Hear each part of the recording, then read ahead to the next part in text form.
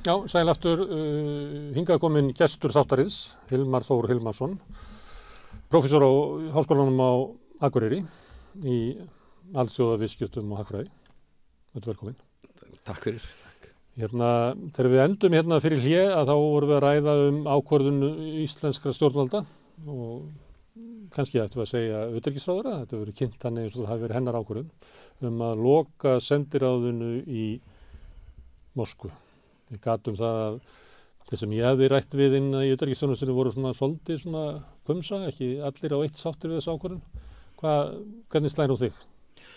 Það sem ég hef séð þetta er bara það sem hefur komið í fréttum og mér skilst að það er ekki að slíta stjórnmálasambandi við Rússland. Það er loka sendiráðinu. Það var loka sendiráðinu í Moskvu.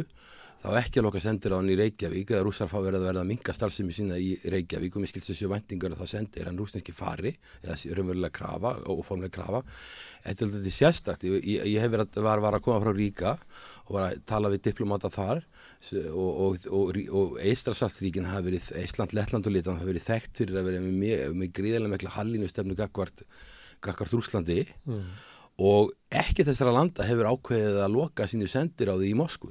Það sem þeir hafa gert, það sem er gert svona í þessu tilviki, það þeir að taka annarkvort hefur Rússland sennilega, ég held að Litháen hafi haft frumkvæði því að taka sín sendiráð tilbaka Rússlandi, Moskvu, að þá er bara einhver lægra settur diplomat í staðinn sem getur verið sendið fulltrúi eða sendir áðunum til eitthvað slíkt, bara lægra settur diplomat í staðinn sem rekur sendir á meðan, en síðan hefur Rússar ítt við eistum og lettum að koma sínum sendir úr landi, þannig að þetta er mjög styrr samskipti, en þeir hafa greinilega ekki vilja fara að stíga alla þá leið að loka sendiráðinu og þetta kemur mér svolítið óvart að utanríkisráðherra skuli gera þetta og með svona ákvarðin eins og að loka sendir og Rússland náttúrulega er að sumu leyti að það er enda stórveldi að sumu leyti og þetta er stærsta landfræðilega á jörðinni, þetta er land sem á miklar auðlindir og það er ekki farið gegnum krísu núna en við höfum átt mikil samskipti við Rússland og reyndar gegnum árin og reyndar Sovjetríkin þegar þau voru til mikið af viðskiptum og góð samskipti við Rússland.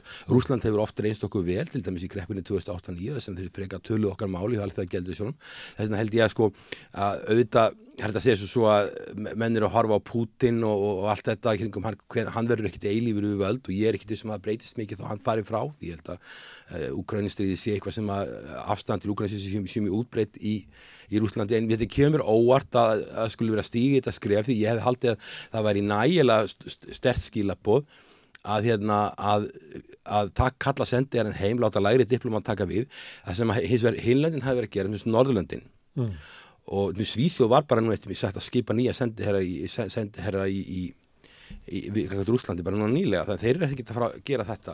Það sem er erfitt fyrir utanríkisþjónustunni að gera það er erfitt að minnka hana, því þetta eru bara kannski 2-3 diplomatar. Þú getur ekki kalla 5 menn heim því það eru bara 2 eða 3. Þannig að það er erfitt að minnka þetta, en það hefði verið alveg nægilega, að mínu dómi nægilega sterkt skilaboð að setja bara lægra setja diplomat yfir þetta eins og önnur lönd hafa gert, en ég skil ekki að Ísland þarf að fara að taka eitthvað aukafulla stefnu umfram það sem önnur lönd gera og það voru að sérstaklega að Ísland sé að fara fram hjá Norðurlöndunum í svona máli, fara fram hjá NATO og ESB, venjulega myndu svona lítið land svona fara varlega og hafa samskipti við okkar bandalagsríkjum hvað verður að gera. En hvað með þú nefndir að nú skilaboð, að alltaf þegar þetta er kynnt og einhverja svona aðgerðir er kynnt, þá er þetta svo sterk skilaboð til Rússa.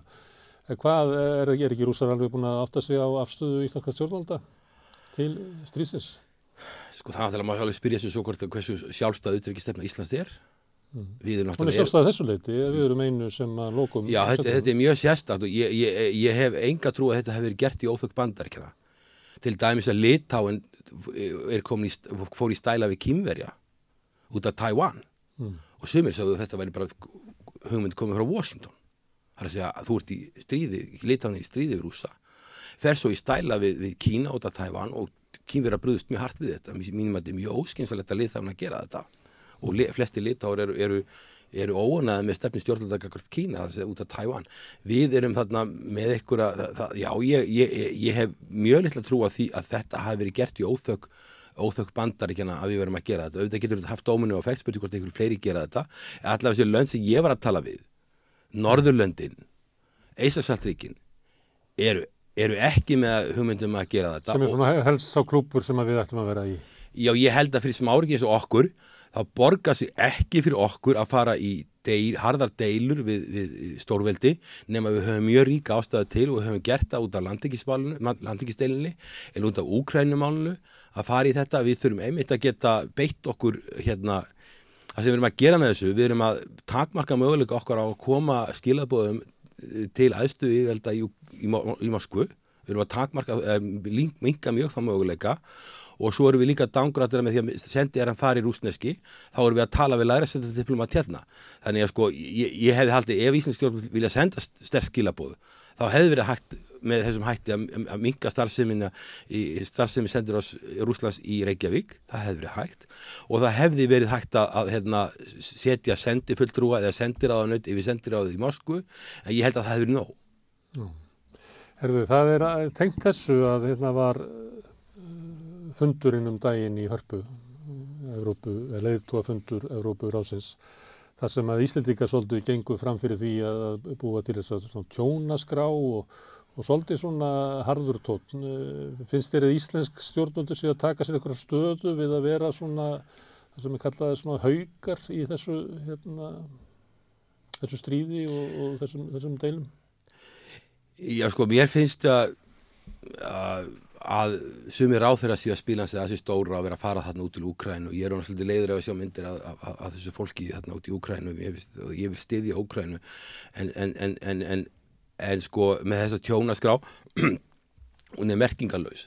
Evrópuráðið ekki stofnun sem hefur neins völd varðandi, ég veist að við geta haldið utan tjónaskrá. Hvað þá að þeir geti gert eitthvað með að byggja upp. Það eru stofnanir eins og Evrópusambandið, Fjárfestingarbanki Evrópu, Alþjóðabankinn sem eru sterkustu stofnanirnar og svo endurreistur á Þróunarbanki Evrópu og svo sumurleiti Sameinuðu þjóðirnar, annarkvort sem var að mannúðarmál sem að vinna í þessu, að gera 6 skýrslur á 6 mánaða fresti, þar sem við farið yfir öll tjón sem við orðið yfir í löndunum og búin að setja tölur og vermið á þetta. Og þau, eftir fyrsta árið, þá metið þetta að vera í 60.000 milljarðar íslenskra króna tjónið í Úkraínu. Og á hverju Evrópuráðið sem veikstofnun og illa fjármögnuð, hún ennþá veikar en Sameinuðu þjóðirnar sem eru veikar, að vasast í þessu. Maður skilur það ekki það sem hefur, ég held að hafi gert þarna það, ok, það verið að halda enn Evrópuráðsins, þetta ofsalega mikið prjáli kringum þetta, engaþotur og læti kringum þetta, það kostar mikla peninga og það var ekki réttlætanlegt fyrir stjórnvöld að koma sig að við ætlum að fara að tala lýðræði og mannréttindi og svo. Það verið eitthvað aðgerðir? Það verið eitthvað kjöt á beinunum, en síðan komaði með þetta og náttúrulega auðvitað Evrópuráði í tilvistarkreppu og því vantar nýtt og nýtt hlutverk og þetta svona útspil að reyna að koma með þetta, en þetta svona hálfspauðilegt að horfa á þetta eftir á, en maður á eftir að sjá hvað verður mikið úr þessu, en stofnanir sem ber upp í Úkraínu uppbygginguna frá vestrænum stofnunum eru ekki ekki Evrópuráðið. Það eru Alþjóðabankinn og Fjárfestingarbanki Evrópu sem kunna til verka að sjá kaup og utanlandsvöld framkvæmdir og vinna með stjórnvöldum.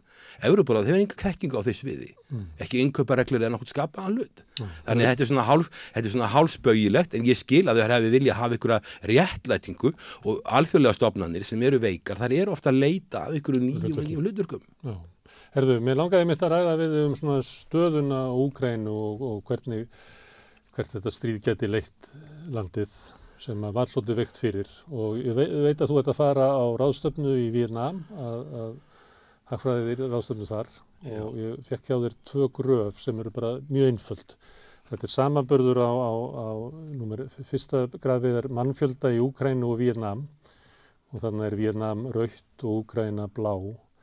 Og þarna sést, kannski ekki að gera of mikið úr samanburðinu við Víetnam, en þarna sést að raunverulega að Úkrænumönnum hefur fækkað alveg frá hruni Sovétríkjanna. Það ekki mörg lönd í heiminum þar sem að íbúunum fækkar. Nei, þetta náttúrulega alveg skelfileg staða og þú ert með annað graf sem sýnir verga landsframleiðslu á mann. Já. Og það má segja að þegar þú ert að mæla styrkleika landa og sérstaklega stórvelda, þá eru 2 stærðir sem eru mikilvægastar. Það eru fjölsfjöldin og svo auðurinn. Hérna við vorum að skoða mannfjölda, en kíkjum þá bara á landsframleiðslu á mann. Já, horfir að þarna sérðu það hefur verið hrun í kjölfar Sovétríkjanna, algjört hrun.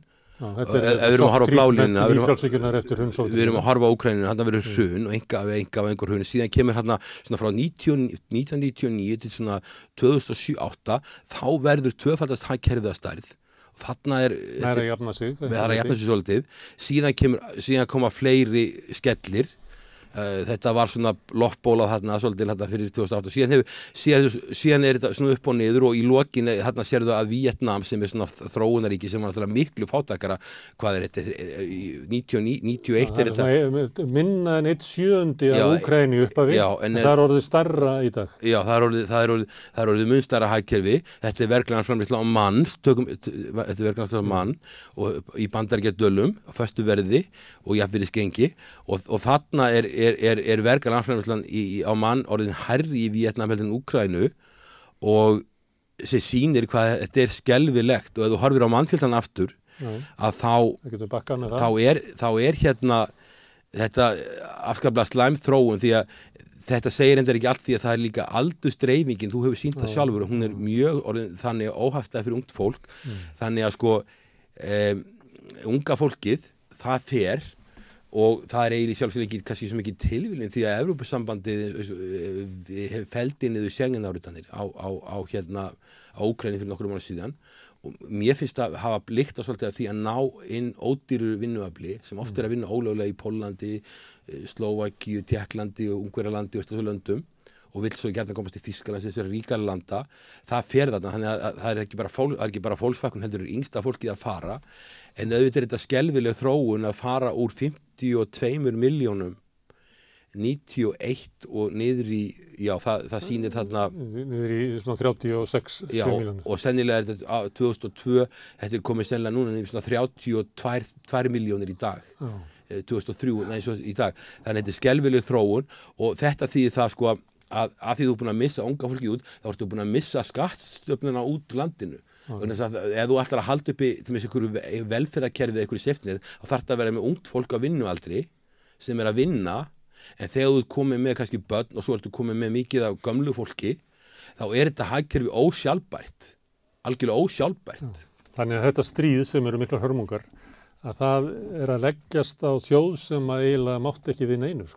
Mátt ekki við neinu og búin að missa, þeir sem er að fara úr landinu eru svona fólk sem er svona 20 pluss, ég hef séð þetta í Eystrasaltsríkjunum ekki eins gróft eins og þetta samt sem að það er svona fólk sem er svona 20 pluss, þetta er svona háskóla fólki sem er að fara sem hefur ykkur menntun, ykkur tungumálakunnáttu, þetta er fólki sem myndi svo fara í hærri störf og halda upp í samfélaginu, það missir það út og svo núna er verið að slátra á þetta er líka besta byssufóðrið. Þetta er besta fólki til að vinna í þýsku verksmiðjunum. Þetta er nefnilega, þegar maður skoðar þetta aldursdreifinguna, þá er þetta eiginlega þrískipt. Það er eftir hrun Sovétríkjanna, þá flýr þetta fólk að leita sér að betra lífsviðurværi annars staðar. Síðan gerist það að barneignu fækkar stórkostlega. Þannig að það eru hluti af þessu sem að vantar, það eru fólk, eiginlega börn sem að fæddist ekki. Það eru aldurshóparnir sem eru að koma núna þar sem að fæðingartíðni á konu og barneignaldri er bara komið niður í 1,3 og 1,2 og annað slíkt. Síðan færðu stríðið og þá er þetta kynslóðurna sem er að deyja á vígveldinu. Já, þannig að þegar þú missir út fólki sem er 20 pluss á gamalt, fólki sem er að fara að skoma fjölskyldur, þá vantar að snar lækka fæðingartíðni. Og það er það sem hefur gerst. Þannig að eins og ég sjálfur sé að þú sýnt þessi hvernig aldursdreifingin er að vantar þarna bara svona 18, 19, 20 og 20 upp í 25, 6 ára þetta vantar þarna inn og þessu fólki svo verið að slátra á vígvellinum þannig að ég er ekki sem fólk gerir sér grein fyrir því hvers konar hörmungar eru framundan fyrir þetta land, það er ekki það bara sé búið að eyðileggja innviðin í landinu og land sem var mjög spilt og með mjög veikt lýðræði, ekkert skárra lýðræði heldur en í Rússland og mikla spillingu og veikar stofnanir að það sé líka búið að koma stórun hluta yngsta og bestmennta fólkinu fyrir Katanef eða flytja það á landi. Þetta er ekki glæsileg framtíð. Ólíklegt að flytja tilbaka. Það er ólíklegt að þeir sem hafa komið undir sig einhvern fótunum í Vestur-Evrópu snúi tilbaka í land sem er umverulega svona brotnar báðar hnéskeljarnar í hlaupinu. Það verða einhverjir sem fara tilbaka en megin þorri fólk sem er komið í vinnu til Þýskalands eða slíka möguleika í velferðarkerfi og með há laun þá er mjög hæpið held ég að það snúið tilbaka. Við höfum eftir að sjá það gerast en við tökum Eystrasaltsríkin sem er í miklu skárri stöðum þetta en samt ekkert í góðri stöðu að þá hefur þau eru núna með alltaf þrefalt hærri verga landframleiðsla eins og Pólland heldur en það var þegar Sovétríkin féllu Úkraína lægri heldur en það var þessi Sovétríkin fjallu. Á 30 árum hafa verkefnafstöð hún lækkað, en hjá Eystrasaltsríkjunum hefur hún heilmikið þrefaldast á Póllandi, samt fólk ekki að koma tilbaka. Hvers vegna? Vegna þess að ef þú kemst til Norðurlandana, ef þú kemst til Bretlands, ef þú kemst til Þýskalands, þá eru miklu hærri tekjur. Hafa ekki 8 miljón manns flúið Úkraínu frá því að stríðið braust út. Gríðarlegur fjöldi sem hefur bara glatast úr landinu og já, vísbendingur að þetta fólk vilji síðan ekki koma tilbaka, sko. Já, það er talið að ég hef heyrt tölur 3 milljónir hafi flúið til Rússlands, viljugt eða nauðugt, ég veit ekkert um það, og svo kannski 5 milljónir eitthvað cirka sem hafa farið til Vestur-Evrópu, og svona eru margir á vergangi, innanlands, já. Þannig að þegar við erum að tala stríð, sko Rússar voru 145 milljónir, ekki? Þegar að stríð hófst, Úkraína var 41 og þá var hlutfallið 3,5 á móti 1. Núna það svona 4,5 til 5 á móti 1. Ímyndar þurfa að vinna stríð gegn landi sem svona 4,5 til 5 sinni fjölmennara. Og hlutfallið verður verra ef þú tekur inn fallbyssur, fóðurs, kynslóðirnar. Já. Því að þó svo að þessi hóla sé líka í Rússlandi, því að Rússar hafa mist náttúrulega frá sér sitt besta fólk myndi eitthvað segja. Það er mikið af menntafólki og besta aldri sem hefur farið frá Rússlandi á undanförnum árum og fæðingartíðnin hefur líka lækkað þar. Já. Að þá er ástandið, það er slæmt í Rússlandi. Já. Það er hyllilegt í Úkraínu. En þú að gá, því ég sendi þér annar línuritt sem þú kannski ætlar ekki að sýna hérna, en það sem að við bárum saman Pólland, Úkraínu og Úkraínu og Rússland, að þá hefur verk landsframleiðsla mann í Rússlandi frá hruni Sovétríkjanna vaxið töluvert mikið. Hún hefur vaxið töluvert á meðan að í Úkraínu hefur hún farið niður. Í Póllandi hefur hún þrefaldast. Þannig að þó að Rússland lítur ekki vel út í samanburði á þennan mælikvarða við Pólland, en á mælikvarða við Úkraínu lítur Rússland ekki út. Auðvitað Rússland er öfurlega eins og ein stór bensínstöð, sko. Þetta er olíu og gas sem að selja. Þetta er mjög svona, það er ekki mikið, þetta er ekki fjölbreytt hagkerfi. Samt það hefur verið verulegur hagvöxtur í samanburði við Úkraínu. En núna er stríð í gangi og það eru menn í Bandaríkjunum og víðar sem segja að það geti varað bara missurum og árum saman þess vegna. Og það dregur alltaf máttinn úr úkraínsku efnahagslífi og verður erfiðar að sjá fyrir sér að landið rísi upp og hvernig það geti rísið upp. Þessar tölur sem við erum að segja hér, að ég veit ekki hvort að fólk getur ímyndað sér það ef að á Íslandi væri landsframleiðsla á mann minn en hún hafi verið 1990 í upphafi Davíðstímas og mannfjöldin væri ennþá færri. Ef við værum kannski, ef við ætlum að taka samanburðin, þá verðum við kannski 170.000 manns á Íslandi með helmingi fátækar en við erum í dag. Þetta er það sem að Úkraínumenn hafa gengið í gegnum er algjör hryllingur. Þegar að stríðið hættir og ef það hættir, hvernig getur Úkraína rísa upp? Já, að segja áður en ég svara þessari spurningu, að þú ert að spila saman Ísland. Það er þessi exit voice theory sem er kenning, að í Sovétríkjunum þá var engin hefð fyrir því að mótmæla og þú máttir ekki mótmæla, þú varst bara settur í fangelsi. Svo er þetta. Og þú máttir ekki mótmæla, en fólkinu var gert að Evrópusambandið með því að hleypa því inn í Schengen, þá var því gert mögulegt að fara úr landi, exit. Landamæni voru opnuð. Þannig að það gat farið úr landinu, það mótmæli með því að fara úr landinu og dregur mátt úr landinu. Þannig að á Íslandi þá er ekki þol, við sáum 2008-2009 þá sauð bara upp úr í þjóðfélaginu og þá bara verða stjórnvöld að segja af sér. Það myndi ekki gerast í Úkraínu. Hérna gerist það, við erum miklu svona hvatvísari. Þá gerði það reynda líka Íslendingar fóru mikið til Noregs. Já, við höfum verið með svona circular flow, við höfum verið fólk að koma og fara. Ég hef sjálfur búið erlendis í ég veit ekki, 15 ára minnstakosti, ég held að ég sé ekkert verri við það. Íslendingar, við erum með circular flow, þetta land er bara one way, það er einn út, alveg eins og Eystrasaltsríkin, fólk fer, það er eitthvað kemur tilbaka mjög lítið. Ef þú ert með circular flow, þú ert með hringrás, þá er það allt í lagi fyrir smáríki og við erum með hringrás og það er ekki slæmt fyrir fólk að fara til Noregs að koma tilbaka og margir í slíka að koma tilbaka, okkur er ekki að fækka, öllum Norðurlöndunum er að fjölga, það er fjölgar á öllum Norðurlöndunum, það fækkar á öllum Eystrasaltsríkjunum og svo framvegis og það er algjör trúin í Úkraínu. En hvernig getur Úkraína risið upp? sko, ég held að sumir að segja við mig, sko, Úkraína menn bara, skiluru, og þegar maður að tala frið og eitthvað að semja og eitthvað að reyna að forða eitthvað í tjóni, þá fær maður bara á sig, sko, þetta svo, fólk byggir umræðu Úkraína á svo ofsalega tilfinningalegum grunni, ekki út frá staðreyndum. Og staðreyndin svo að þetta land, ég búin að vinna vann í Alþjóðabankanum í 12 ár í þróunarmálum. Og ég að horfa á þetta land og það sem ég þekki og ég vann hjá Víetnam í 3 ár sem fólksfjölgun og hagvöxtur yfir löng tímabil, að þá verður þetta mjög erfitt, mannauðurinn er mjög lélegur, þeir eru fámennt vinnuaflir og fámennur hópur vinnuafls. Stofnanirnar þessi leikustofnanir sem eru valla til, það er engin lýðræðishefð, engageirinn mun lengi líta á þetta land tortryggnisaugum af því að það verður ekkert bufferstate núna. Nú er þetta Úkraína og Rússland búið að taka hluta af Úkraínu og það eru komin í landamæri og það er líklegt að verði þetta átök sko aftur og aftur og þess vegna mun engageirinn og erlend fjárfesting, það er mjög hæpið að erlendir fjárfestar fara að fjárfesta þetta mikið. Það var eiginlega helst að þú kemur mikla erlenda fjárfesting í landi að verða að byggja upp og byggja upp þekkinguna þannig. Það verður ekki og sumir halda sumir hafa sagt já, þetta verður bara eins og Japan og Þýskaland þetta seinni heimsstyrjöldina. Mér finnst það bara lægilegt. Akkur finnst það lægilegt? Já, af því að þeir hafa ekki Þjóðverjar fyrir styrjöldina þá var Þjóðverjar velmenntuð þjóð, hafði langa lýðræðis, sterkar stofnanir og hafði verið ríkt land. Úkraína hefur aldrei verið öflugt land, það var alltaf var undir Sovétríkjunum og svo þegar það verið sjálfstætt þá náður aldrei tökum á sínum málum, aldrei nokkuð tíman. Og með eins og segi miklu lægri heldur en Rússland. En að ég sé ekki dvoðalega bjarta framtíð fyrir þar aukir þeir sem eiga aðstöðu Úkraínu Evrópusambandið og það á hálfgerðum brauðfótum. Það engin hagvöxtur á Evrópusambandinu í dag. Og stærstu ríkin eins og Ítalía og Frakkland eru á kafi skuld. Þjóðverjar mega ekki við neinu. Þeir eru búin að missa viðskiptin við Rússland, ódýragassi sem það gott fengið.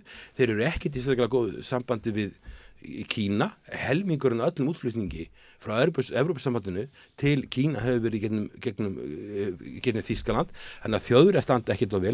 Evrópusambandið er með 10 lönd á lista sem vilja koma sem er öll fátæk, Moldóva og alls konar lönd sem vilja koma sem er lengi búin að bíða Tyrkland og hérna.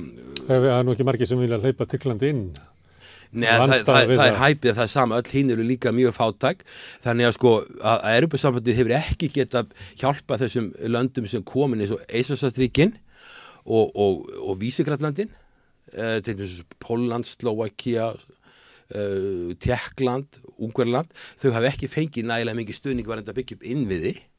Þess vegna hafa þau verið að leita til Kína varðandi 16+1 þetta 16+1 initiative 60+1 initiative og síðan 3Cs initiative það er verkefni sem er að annars vegar Kínverjar og Bandaríkjamenn er að koma með fjárfestingu inn í til þess að fylla í skarðið fyrir Evrópusambandið. Þannig að sko Evrópusambandið er ekki vel sett með að koma þarna með mikla aðstoð. Það mun örugglega koma samt með aðstoð þarna inni. En það mun verið taka alveg óskaplega langan tíma. Og efast bara getu Evrópusambandsins til þess að geta reist Úkraínu við. Já, ég held að Evrópusambandið eigi eiginlega nóg með sjálft sig og þessi 10 lönd sem ætla að fara þarna inn, að það verður mjög þung byrði og það er eiginlega engin hagvöxtur þarna, þú þarf að hafa töluvert mikinn hagvöxt til þess að geta ráðið við þetta, en Evrópusambandið getur og mun örugglega koma með aðstöðu þarna inni, en við erum að tala þá um mjög langt tímabil. Svo gæti Bandaríkjamenn, þeir eru ekki þekktir fyrir að byggja upp innviði í öðrum löndum sem ég veit um. Bandaríkin hafa ekki verið að byggja upp innviði í öðrum löndum, þau hafa peninga og mun örugglega hjálpa eitthvað. Þá stendur eru vel eftir með Kína og Kínverjar þá ertu komin upp á kant við Vesturlönd. Þau vilja ekki fá að Kínar fari að setja Úkraínu í ykkur enn frekari skuldagildru heldur hún kannski þegar er orðin í. Þannig að sko ég sé ekki, ég meina það er hægt að byggja landið upp en það er spurningin sko hvernig mun að tengjast Evrópusambandinu. Evrópusambandið vill ekki hleypa þeim inn. Og Zelenski var alltaf að biðja um tímatöflu og það vildi ekki hleypa þeim inn og það er alveg ótíðanbært. Þeir voru komin með association agreement.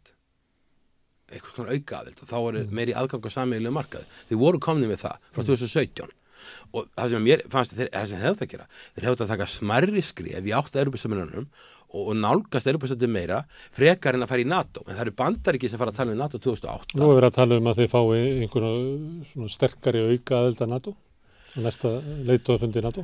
Það sem að NATO, það sem skiptir mestu máli er þetta svo kallar Article 5 garantí sem er það að ef það ráðist á þig þá er ráðist á allt NATO og þeir eru í stríði og það er Þeir líka fá það ekki núna, en það er verið að tala að þeir farið alveg upp að því. Já, það bara skiptir engu máli. Korteri frá þessu. Þú vilt ekkit participa PISA á sínum tíma var svona eitthvað svona aukaaðild, sko, sem var lagst niður og og það var ekki article 5 garantí í því og það var ekki mjög spennandi og þessi lönd voru í því, Úkraína og Sovétlýðveldin voru í því og en sko, hvorki Evrópusambandið né NATO vill land sem það sem eru landamæradeilur og þess vegna það er í stríði landið og það er ekki gerið NATO kröfu það að lönd séu lýðræðisríki og með lýðræðislega stofnanir og markaðsagkerfi og það sé í lagi með þau mál, það er svo langt í frá og það gerast tölvustrangu kröfur spillingu.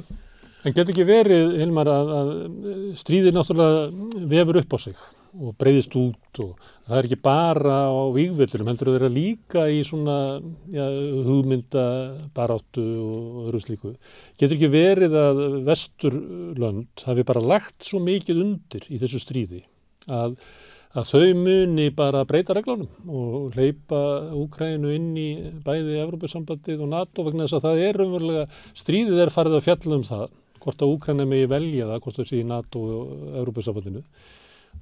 Pútín vill ekki hleypa þeim inn, en ekki getur NATO og Evrópusambandið líka sagt nei. Verður ekki bara að hleypa þeim inn? Ég held ekki, auðvitað verður NATO og ESB að svara þessari spurningu, ekki ég, en ég meina ég held ekki og að það verði gert að landinu verði hleypt inn og náttúrulega ég líti ekki á þetta ég líti ekki á stríði í Úkraínu, milli Úkraínu og Rússlands sem stríða milli Úkraínu og Rússlands. Þetta er stórvelda átök, þetta er bara sideshow, þetta er bara hliðar barátta, það sem Bandaríkin og Vesturlönd skapa vopnin og einhver myndi segja Úkraínu með skaffa hermennin eða líkin. Ég meina þetta er náttúrulega óskaplega ljótt ég meina alþjóðasamskiptum þá ertu þannig að þú ert með þetta er ekki fallegt sko. En ég held að þetta sé kraumar undir að heimurinn er að breytast úr unipolar í multipolar eða bipolar, það er ekki hvort að Rússland verður eitt af þessum pólum eða ekki en það er að Bandaríkin vilja núna draga úr Rússlandi verulega þegar þau eru bara í stórveldasamkeppni í Bandaríkin og Vesturlönd og svo á líka að fara í Kína og einangra Kína og reyna og hugsa með hugmyndi sumra þeirra sem er ganga lengst er að Kína muni hrynja undan þrýstingi Vesturlanda eins og Sovétríkin gerðu sem ég finnst vera hlægilegt vegna þess að Kína er orðið sko, Sovétríkin voru bara 1/3 að hagkerfi Bandaríkjanna það best var og Sovétríkin voru jafn fjölmenn á Bandaríkin en núna eru Rússland bara eftir og svo Kína og Kína er orðið stærra hagkerfi hendur Bandaríkina á mælikvarða. Það er með verðlagi. Já, leiðið fyrir verðlagi og BRICS-löndin eru þegar orðið stærra hagkerfi heldur en G7 miðað við jafnvirðisgengi en svo eru mörg önnur lönd að fara. Þetta er stórveldabaráttu sem hætti kominu upp, Rússland, að veikja Rússland og svo Kína og það er alveg eðlilegt að Bandaríkin vilji halda sinni stöð í heiminum. Það er bara vandi náttúrulega sá sem að Vesturland verið að horfa stígu að Bandaríkin þegar Bandaríkin voru svona unipól, þá voru þau miklu stærri hlutfall hagkerfi heimsins heldur en þeir í dag og þú getur ekki leikið sama hlutverk. Þannig það verður mikið spenna og við erum með hættulegri heim og núna í staðan fyrir að vera að tala um að berjast gegn loftslagsbreytingum og berjast í fátækt, þá er þetta aðalega hernaðaruppbygging. Ég meina það er það sem við verðum að tala um og í Bandaríkjunum er orðið algengt held ég að hæfileika ríkasta unga fólki í bandarískum háskólum, þeir eru með bestu háskóli í heimi eða marga þeirra. Það vill fara í hergagnaðina en það eru möguleiki. Þannig heimurinn er svolítið svona sjúkur en ég sé ekki fyrir mér sko að auðvitað, það verður fundur í Vilnius leiðtogafundi NATO fljótlega, hvað gerist þar? Þeir eru leitað ykkur svipað og Evrópuráði gerði að finna einhverja samþykkt sem að kanna hljóma sem eitt skref í viðbóta að einhverju markmiði sem er líklega að Úkraína fá að ganga inn í Úkraínu, nei, inn í NATO. Já, sko þannig að það var búið að spúa til skref fyrir þá fyrir Evrópusambandið að þeir fengu association agreement, sko, það kannski ekki mikið talað um það. Þau voru komni með svona, kannski ekki eins mikið aðgangu svo við erum formlega hluta sameiginlega markaði, með samningin, voru komni með einhver skref í þessu átt en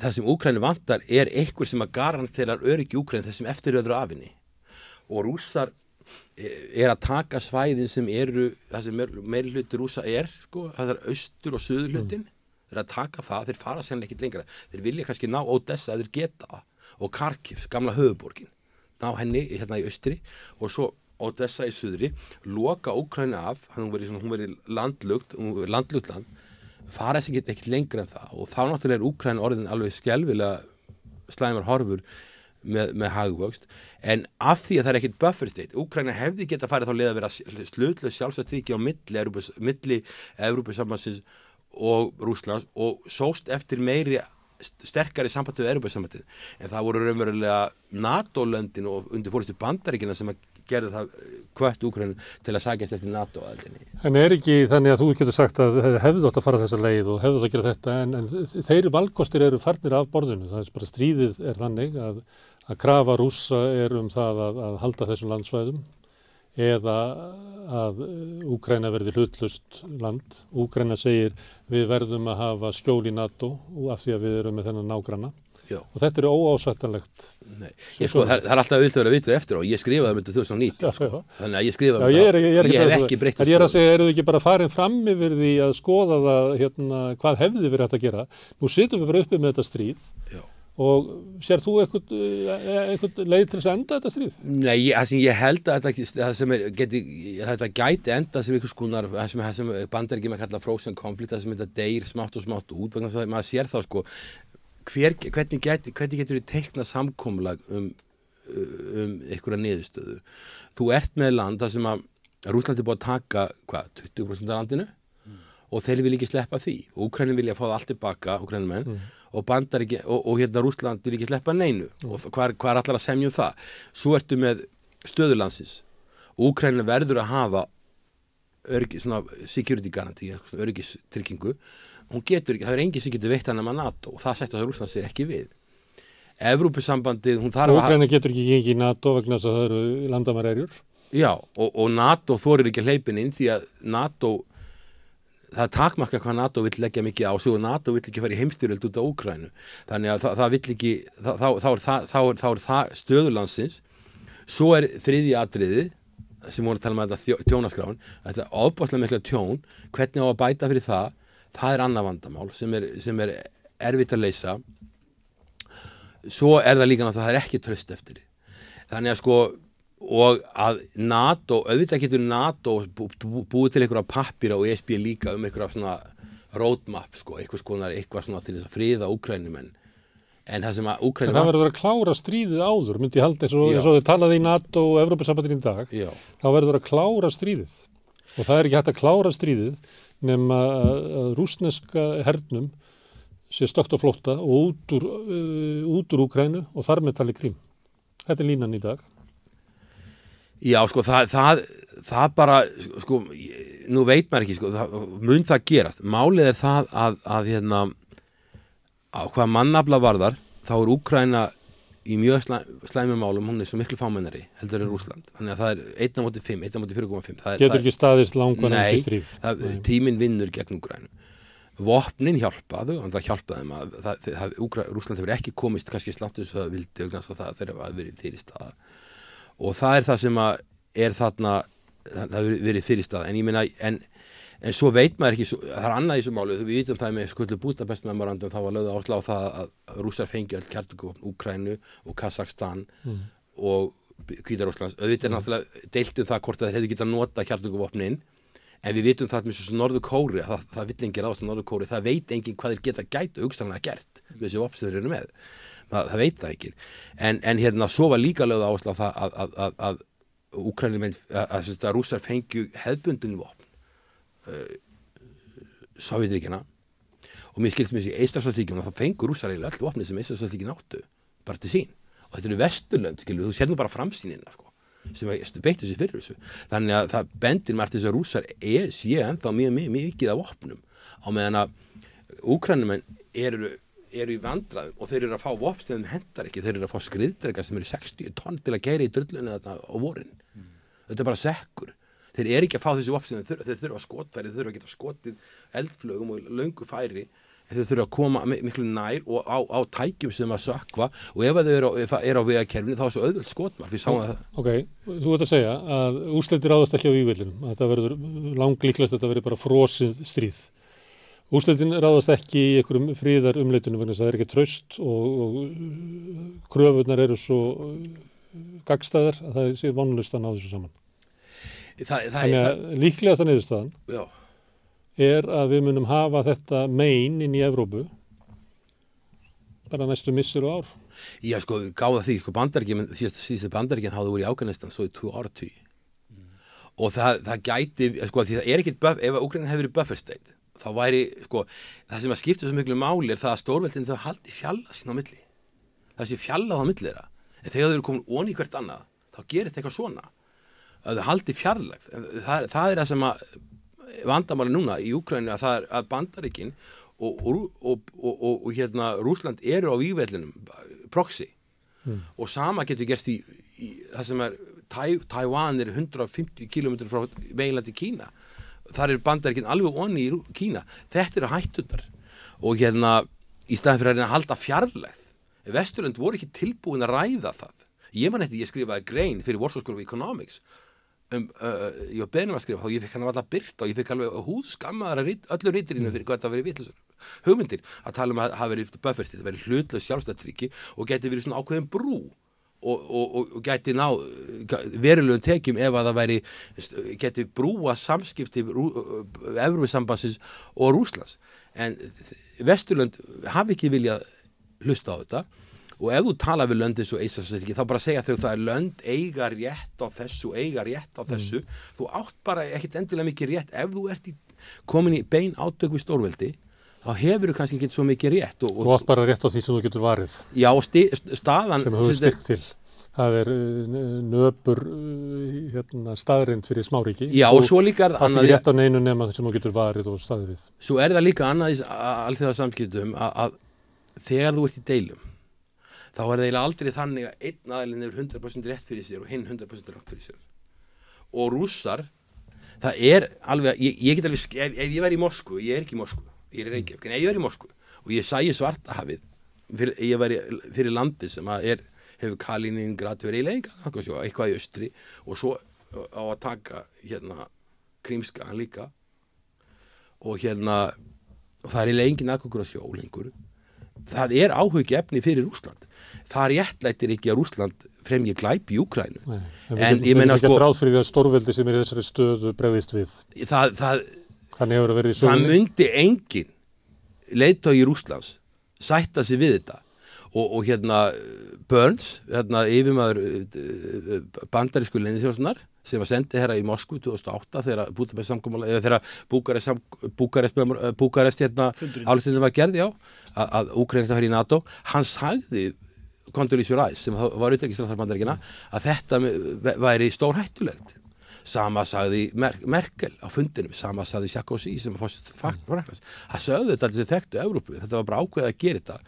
Og afleiðingarnar eru þessar og þannig að sko eins og segi það ber að fordæma árás Rússlands á Úkraínu og þetta er brot á alþjóðalögum alveg klárlega en þetta er samt sem áður þannig. Pólitík Vesturlandana í aðdraganda innrásarinnar var háskaleg. Já, ég held að það hefði verið miklu betra fyrir Úkraínu að semja einhvers konar málamiðlun. Ef að markmiðið er friður. Já, ef að markmiðið er friður og ef að markmiðið er að byggja landu upp. Ég er ekki að segja þessi auðvelt, en ég held að sem við höfum verið að tala núna, að staðan sem er núna, hún er það versta sem gæti gerst. Fyrir Úkraínu. Segðu mér, Hilmar, að þú hefur fylgst með þessu og þú hefur nú ferðast þessi lönd Úkraínu. Hefur þau svona áhyggjur af ástandinu? Heldur að þetta geti stigmagnast og að þetta stríði eftir að leiða yfir miklar hörmungar? Þegar við vorum að ræða það í fyrri hlutanum að þetta væri svona straumhvörf í sögunni, að þess vegna væri þetta svo áhugavert mál. Og í straumhvörfunu þá veist aldrei hvað þetta fer. Þetta getur verið breytt heimsmynd, þetta getur líka leitt til mjög versnandi heims. Sérðu það fyrir þér að þetta sé? Já, ég held að þegar við erum að færast úr svona unipól yfir í multipól og svona átök og það sem að eitt stærsta stórveldið vill skrúa hinn niður. Ég meina þetta er svo, og sko, við erum að tala um Rússland, sko. stærsta vandamál Bandaríkjanna er ekki Rússland, stærsta vandamál Bandaríkjanna er Kína. Þeir hafa ákveðið að svo sé. Já, og þá Stærsta öryggisógnin er og Kína. þegar Biden var varaforseti Obama, þá talaði hann engagement, það er að segja engage China, þá talaði hann byggja upp markaðshagkerfi og lýðræði og bara Kínverjar ákveða að sleppa lýðræðinu og þá, svo allt í henni brá Bandaríkjanum hvað Kína var orðið öflugt og það var Alþjóðabankinn og Alþjóðagjaldeyrissjóðurinn, stofnanir sem Bandaríkinn setta á fót 1954, 1955 sem að hjálpuðu Kína að breytast yfir í markaðshagkerfi. Þarna voru þeir búin að búa til svona monster, skrimsli fyrir sem að þeir sáu síðan að var orðið stört og tók ekki upp lýðræði og fór sínar eigin leiðir. Og fluttu verksmiðjurnar. Hvað segirðu? Fluttu verksmiðjurnar. Bandarísk fyrirtæki fjárfestu í Kína og fluttu mikið sem við starfsemið þangað. Þannig að þeir eru komnir með industrial base hérna Kínverjar sko, sem var áður í Bandaríkjunum. Já, þeir hafa tekið þátt í að byggja upp Kína. Fyrirtækin hvort ekki yfir skort og lýðræði í Kína, fannst það fyrirtæki sem að fluttu verksmiðjurnar hvort ekki yfir skort og lýðræði. Nei, þau náttúrulega eru ekki að hámarka lýðræði, þau eru að hámarka hagnað. En þegar að þeir varða varfið þetta, þá nú á að fara að vinda ofan af Kína og þá er hugmyndin, Kína mun hrynja undan þrýstingi Vesturlanda eins og Sovétríkin. Sovétríkin voru álíka fjölmennu Bandaríkin, voru kannski 1/3 hagkerfi Bandaríkina þegar mest best var. En Kína er miklu öflura. Þannig að halda það að Kína muni, það er getur ekki stund að alþjóðaviðskipti nú hafi Kína. Sérhæmingin er orðið svo mikil og Kína er orðið svo tengt, eiginlega öll lönd Austur-Asíu eru háð Kína efnahagslega. Þannig að ef þú láta Kína hrynja, þá hrynja Vesturlönd líka. Þannig að þetta er svona, þessi hugmynd að það sé hægt að láta vinda Kína niður, held ég að sé, hún gengur ekki upp og hún er hættuleg. Þú sérð ekki Biden fyrir þér standandi fyrir utan Kínamúrin og segja tear down this wall.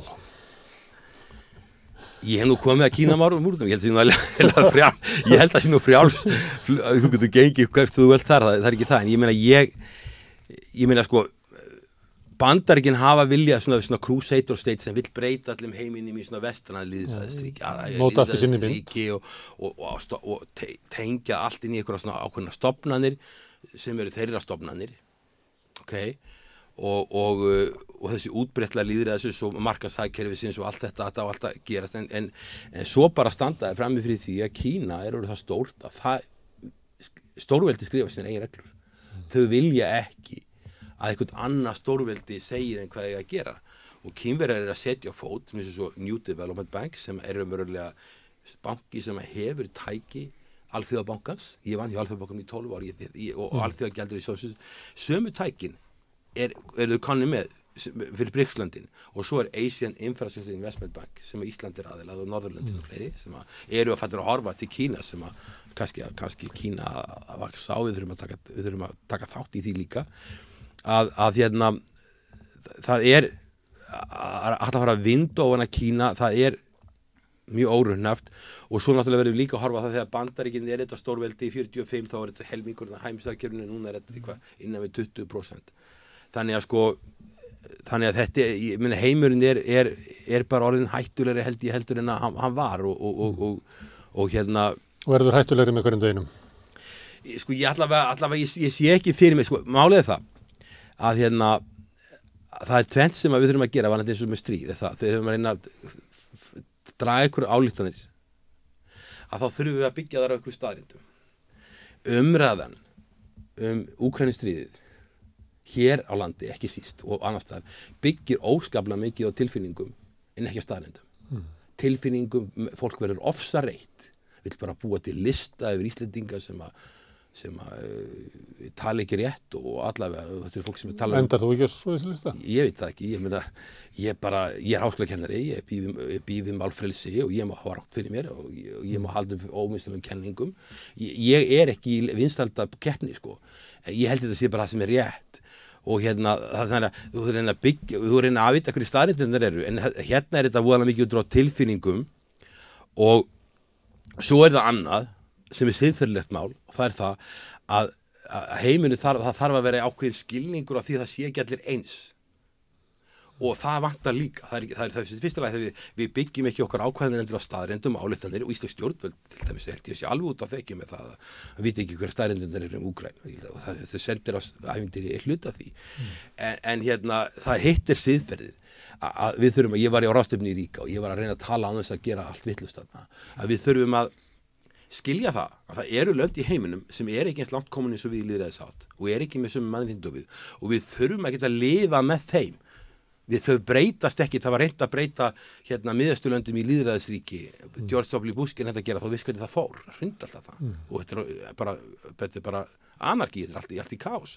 en að heiminum verður að vera þannig að við verðum að þola það að það séu til lönd sem eru með öðruvísi viðhorf heldur en við aðra skoðanir og öðruvísi gildi og ef að þau fara í lýðræðisátt þá verður þau að gera það á eigin forsendum og ég held líka að vestræn ríki þurfa að samfæra þessi lönd eins og Kína og Rússland og andri lönd að færast í lýðræðisátt ekki með því að sprengja allt í loftu heldur með því að sýna að við erum betri fyrirmynd heldur en þau, við erum betri, við erum að gera hluti betur og þau sjáu sér hag í því að fylgja okkur en ekki af því að við beitum vopnavaldi og erum með fullkomnustu vopnin til að knýja fram breytingar.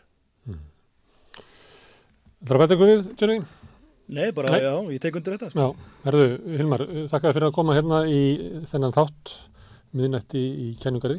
Þú ert á leiðinni norður, en vonandi kemur ynga við aftur. Já. Það var nokkur atriði sem hún komst inn á sem var gaman að ræða við þig, til dæmis Kína, breytta stöðu Kína í heimspólitíkinni, sömuleyti sem að stríðið ítur undir að þau byggju upp eitthvað svona kerfi í kringu sig til þess að geta styrkt stöðu sína. Það verið mjög gaman að ræða Kína og ræða BRICS og þessa póla sem er að myndast og það verið skemmtilegt. Þú kemur hérna við næstur út leið. Gerir það? Fyrst að Nice er ekki lengur að fljúga. Ég flög með Air Baltic. Það var ábúðslega þröngt í vilni. Ég er ennþá lifandi. Herðu, kæra þakkir. Takk fyrir.